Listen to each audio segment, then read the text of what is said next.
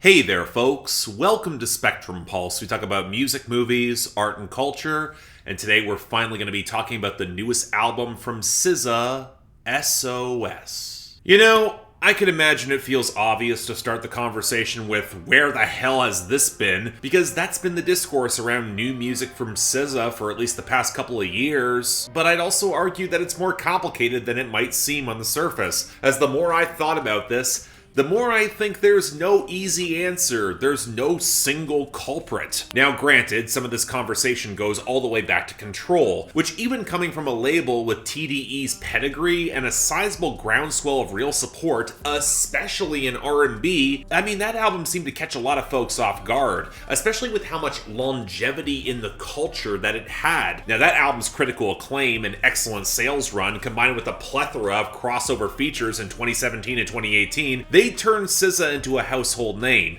And while I still have some lingering contentious opinions about Control and its position in modern R&B, I don't think it's the origin point of its influence and its sound. I chalk a lot of that up to Jhené Aiko and other blissed out alternative R&B acts that are SZA's contemporaries. But come on, I'm also not about to deny the album's impact, and I really wanted to hear whatever follow-up could be coming. Flash forward to the beginning of 2021. I knew that any album from SZA, it was gonna take time, and 2020 derailed pretty much everyone's plans, so there was an excuse. And when Good Days dropped as a gorgeous expansion of her sound, I was thrilled for whatever could possibly be coming, and now it's nearly 2 years later. And it's been kind of tough to pin down why it's been delayed this much. We have to talk about it. SZA has had some widely publicized issues with TDE and Punch, but I also know that a significant portion of those interviews, they're part of a rollout in disguise. They reinforce her image. I also place a portion of this on SZA herself. As an artist, she seems to have a little bit more focus on a free range, less controlled method of releasing music, and that can give every promo team real headaches. But let's also be real.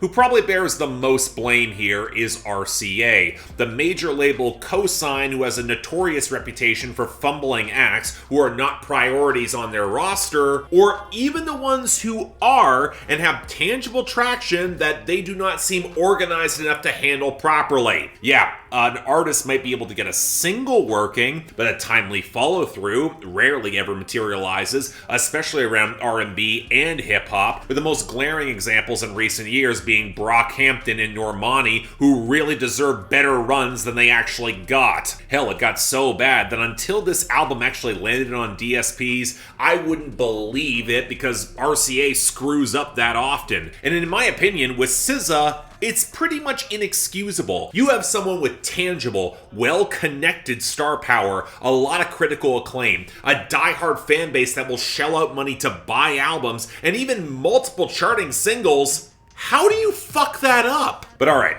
the album is actually here now, a 68-minute, 23-song project, where even tacking on the successful singles had me worried this would wind up so long to oversaturate fans. Or at worst, a cynical play for stream trolling, cause RCA is not above that. Now granted, if we're looking at TDE projects, a lot of them run longer than they really should, and maybe it would feel like it would justify the runtime, especially 5 years after Control, so what did we get on SOS? Oh god, this review is not going to make anyone happy, I just know it. Because once again, we have another entry and me just not being nearly as impressed with a new critically adored SZA album as everyone else. Even if I would absolutely agree that there are enough varied and gorgeous moments to justify a lot of this sprawl. But interspersed between those moments is a lot of underwhelming filler, or songs that seem very agenda-driven. The cuts that over the course of a long development time, the labels insist that SZA has to include in order to serve a lot of demographics. More alarmingly, I wasn't able to shake the feeling of this album being long-stranded in development hell with a mercurial but very self-possessed and really experimental artist at odds with labels that don't quite grasp what made Control work so well and are trying to recreate that success while simultaneously jump on a half dozen other different directions. And while I have defended even more sprawling and languid R&B projects, I mean, Jhené Aiko's put out at least 2 similar, and they're among the best of their respective years, SOS is not clicking as strongly as a whole.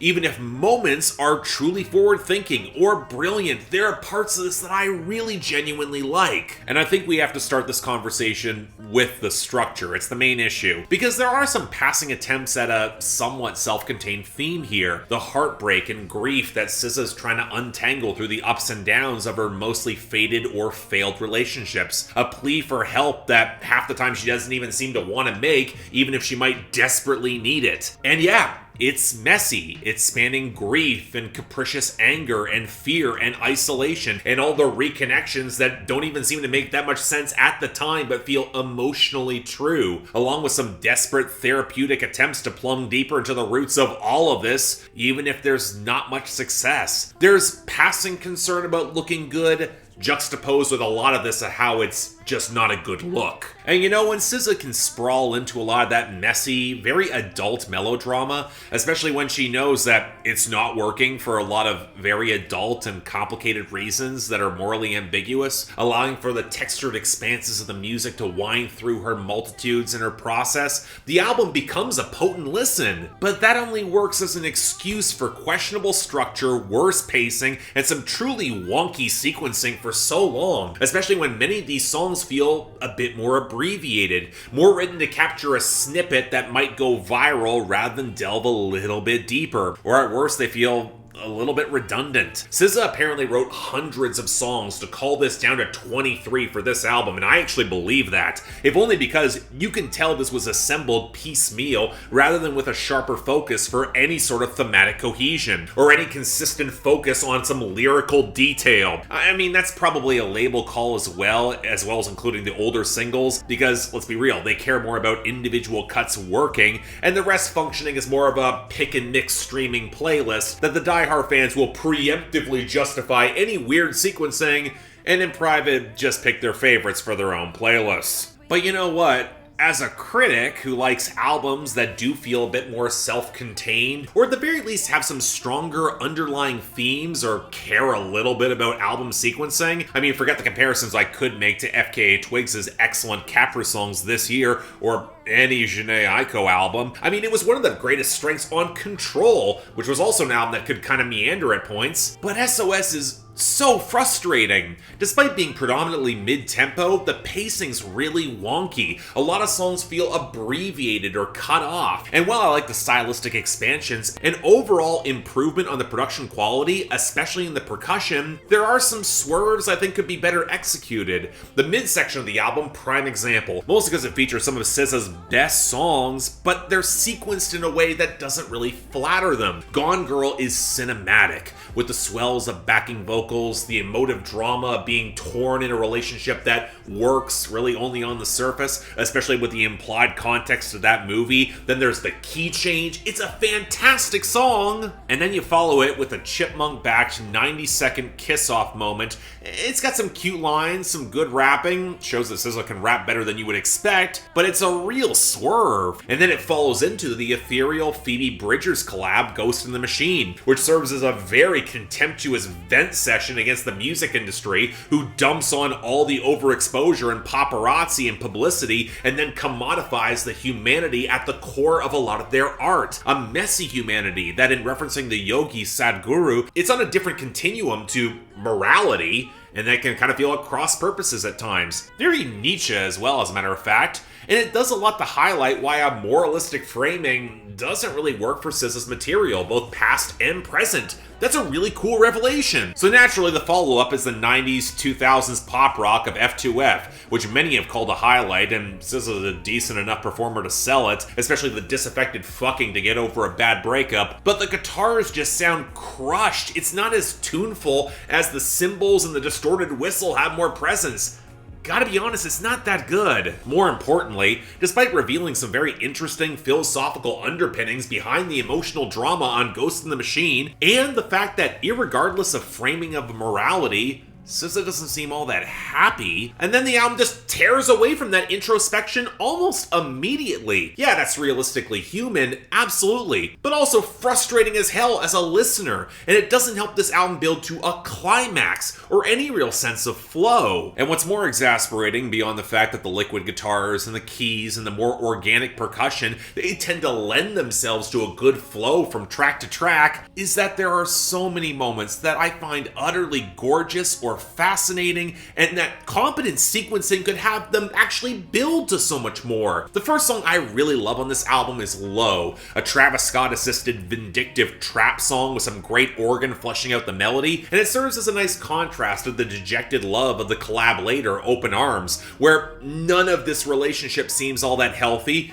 and she knows it, but on some level her submitting to it kind of worked for her. But the emotional drama of this seems more rooted in the messy, lingering breakup of Nobody Gets Me right after F2F that sounds imported from the mid-2000s pop rock with the vocal mixing and the more watery folk texture. Now these three songs have 10 and 6 songs between them respectively, so picking up the emotional threads gets really tenuous. Or take Snooze with Don Toliver, who serves as a really nice counterbalance to her relentless nihilism that underscores a lot of this album, but you're only going to get the roots of some of that 4 songs later on Ghost in the Machine in passing, with multiple tangible mood shifts in between. Or take the husky acoustic bedroom pop of Special, where she really tried to be special for someone who then cheated on her and triggered a lot of deeply felt insecurities about how she feels and looks, and it seems like she finds a moment of clarity there. So naturally, it's preceded by a brittle trap throwaway in Conceited. That might be the worst song on the album if the chipmunked hook of Blind didn't annoy me endlessly, and it's followed by the cycling guitars and the pleading for some sort of attempt to try again and reconcile on Too Late that really feels like an attempt to recapture all the vibes of Good Days, but without the melodic intricacy. And then there's another creaking off-key trap tune in Far, where she's done with all of this all again. And I mean, we already heard that multiple times at the beginning of this album in the opening stretch. And you know, speaking of Good Days,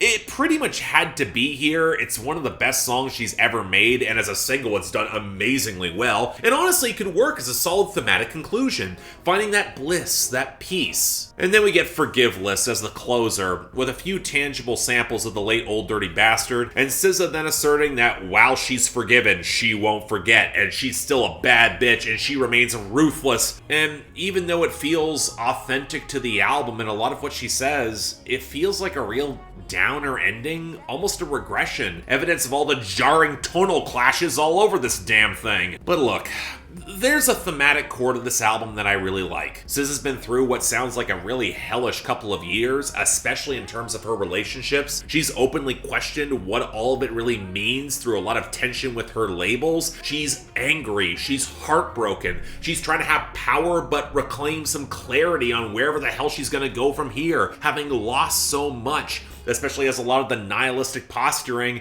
hasn't really led to deeper happiness either. There is no easy answer. Embracing that meditative complexity or even some loss of control, it's got some resonance, but it's isolated, it's adrift. You're trying to find a home where you're not even sure where it really is anymore, but you found some security in yourself. Maybe. But I don't know. Maybe it's the lack of some greater lyrical detail to make these songs feel more distinct. The whiplash tonal shifts, the feel of any flow towards climax constantly getting undercut, or how a lot of truly great songs could have been brought into a tighter R&B classic if they weren't surrounded by a bunch of inconsistently produced diversions with underpowered hooks that are very obviously designed for some cheap virality. I mean, it holds the album back from being way better than it could be. And again, I understand the preemptive justification of realism or relatability, why it is structured like this. I just don't buy it as much because I would put money on RCA telling SZA to shelve a lot more of the complicated or personal songs in order to be more relatable to the audience that wants the digestible pop trap, and they never understood why Control had such lasting emotional resonance, because that would require RCA to do work that they seem categorically unwilling to do, instead chasing the lower common denominator. So, amidst transcendent, thought-provoking moments of real beauty, you got a lot of disposable filler. It might, hell, it probably will work on TikTok in the short term, but it's not going to stick. And it leaves SOS a very good but not great album as a whole. It's one of the reasons I'm not surprised to hear a lot of rumors that this might be her last album. After the mess she went through to get this out on TDE and RCA, I wouldn't blame SZA. But man, it'd be a shame, because there are some glimpses of it here that I really wish came together better. This is still worth hearing, it's worth checking out. I get why it's getting so much acclaim, but SZA's a much more interesting artist than what they often have her doing, and I think that's more worth talking about. So yeah, thanks a lot for watching. If you'd like to like and subscribe, I'd be extremely grateful. Headlong rush towards the end of the year and year-end list, so that's coming up on the docket. But before we get to that, if you guys got any comments or discourse, have fun. Comments down there below. I know I'm a little bit more negative on this than some people, but trust me when I say I really wanted to like this. There's a core of something that's really special. I'll say it again.